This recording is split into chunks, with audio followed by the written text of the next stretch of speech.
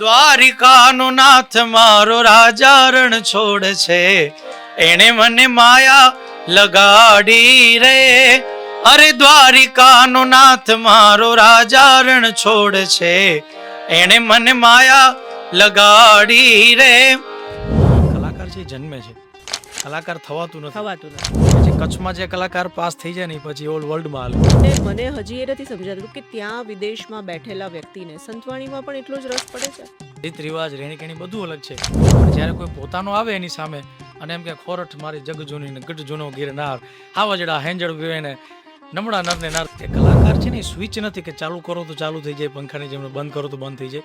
કલાકારની પોતાની એક માનસિક ઓરા હોય છે.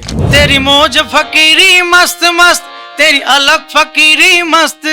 તો એ આ પણ સાંભળવાના છે અને હું આમાં હિન્દી ગીત ગાય તો એ પણ સાંભળે. હમે જો તુમ્હારા सहारा न मिलता, भंवर में ही रहते किनारा न मिलता.